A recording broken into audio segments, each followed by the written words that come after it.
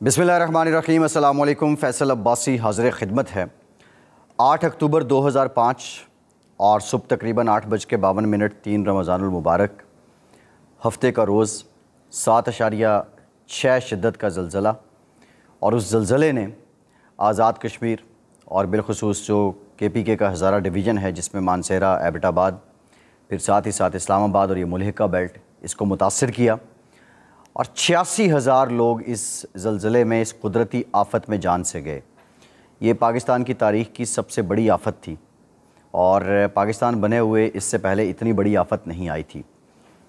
86,000 के करीब लोग ज़ख्मी भी हुए और मेजर इंजरीज़ थी उन लोगों की। कोई किसी का बाजू टूटा, किसी का सर फटा, किसी का कोई माजूर हुआ, किसी की टांग टूटी, कोई मलबे तले दबा रहा।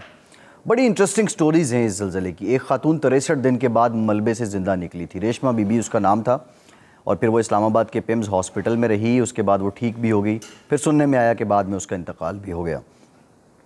और क्योंकि I belong to that area, वो मेरा एरिया है, मेरा इलाका है जहाँ पे ये ज़लज़ला आया। मेरा अपना घर बार सब कुछ तबाह हो चुका था। हम बड़े अच्छे, बड़े आलीशान घरों से उठ के खैमों में आ चुके थे। और फिर उसके बाद ये हुआ कि पाकिस्तानी कौम ने जिस तरह साथ दिया, पाकिस्तानी जिस तरह कौम बन के उभरे, पाकिस्तान के मीडिया ने जिस तरह किरदार अदा किया, उस वक्त की हुकूमत ने जिस तरह किरदार अदा किया, मुस्लिम बरादर ने जो हमारे मुस्लिम बरादर कंट्रीज़ हैं उन्होंने जिस तरह किरदार अदा किया, वो सब खिराज तहसीन पेश करने के काबिल है। 2 दिन पहले 8 अक्टूबर के ज़लज़ले को 17 साल हो गए हैं। पाकिस्तान में आफ़तों का एक दौर है और ज़लज़ला तो एक ऐसी आफ़त है कि जिसके बारे में आप कुछ नहीं कह सकते। उसके माँ सिवाय इससे कि आप जो कंस्ट्रक्शन है वो अच्छी कर लें, या आप घर बनाते हुए उसकी देखभाल करते हुए, इंफ्रास्ट्रक्चर डेवलप करते हुए कुछ उसूल जो हैं उसमें मयार का ख़्याल रखें, सब स्टैंडर्ड ना करें, उसके अलावा उसकी कोई प्रेडिक्शन नहीं है। कोई पेशगी आपको नहीं बता सकता, पहले से नहीं बता सकता कि यहाँ ज़लज़ला आने वाला है। लेकिन पाकिस्तान में आज भी आफ़त का दौर है। आप ये देख रहे हैं कि पाकिस्तान जो है उसके 3 करोड़ लोग मुतासिर हुए हैं।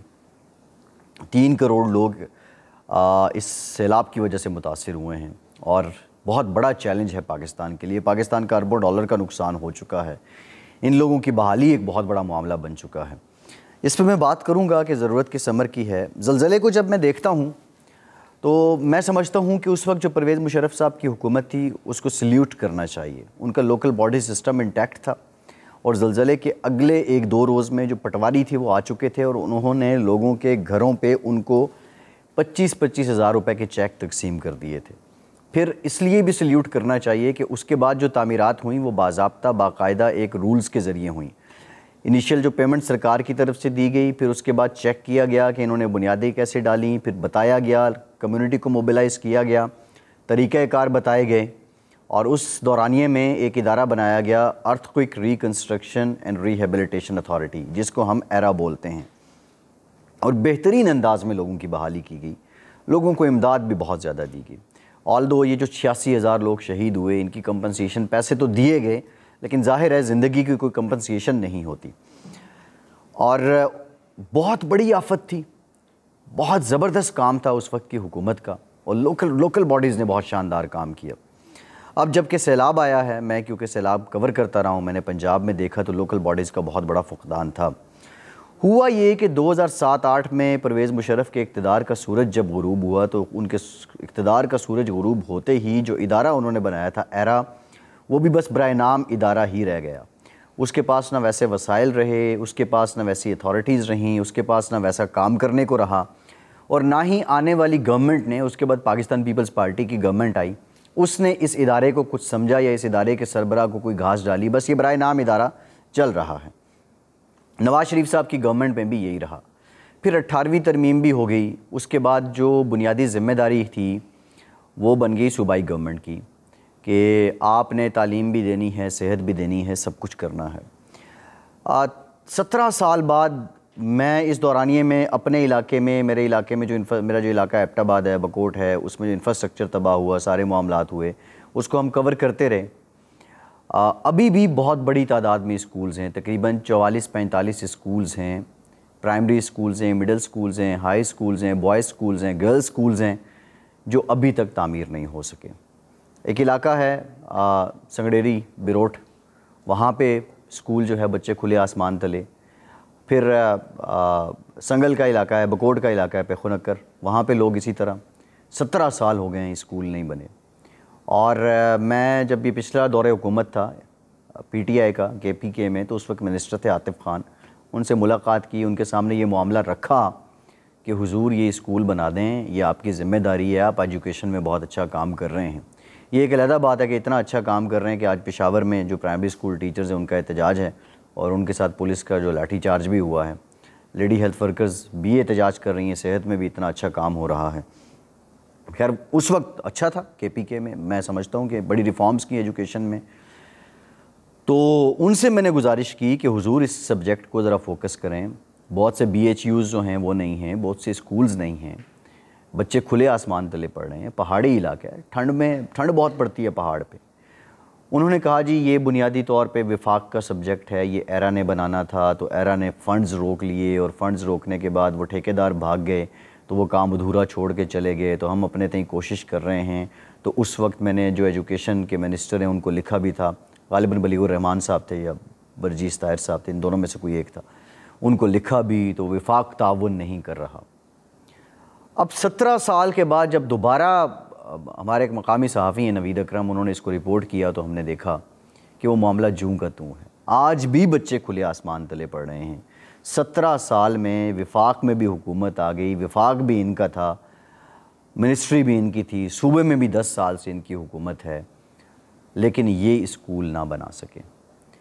جو بکوٹ ہے وہاں کے جو مقامی اس حلقے کے MP ہیں ان کی اپنی یونین کونسل ہے، اور اس کا یہ حال ہے. بہت سے BHUs ہیں، بیسک ہیلتھ یونٹس ہیں، وہ نہیں بن سکے. RHC ان کا اگر بلڈنگ بن گئی ہے تو ان کو پھر وہ بنایا نہیں گیا، ان کے اندر ان کو عملہ نہیں ہے وہاں پہ. سڑکوں کی حالت یہ ہے کہ ایک خصوصی فنڈ جاری کرتے ہیں وزیر اعلیٰ صاحب، اور وزیر اعلیٰ صاحب کے فنڈ جاری کرنے کے بعد وہ CNW کو دے دیا جاتا ہے. بعد میں کنٹریکٹر جو ہے وہ احتجاج کر کے بیٹھ جاتے ہیں جی کاسٹ ایسکیلیشن بہت زیادہ ہے، اور بعد میں یہ پتہ چلتا ہے جی فنڈ پورا نہیں آیا، جو آیا وہ صرف ہو چکا ہے. بہت برے حالات ہیں.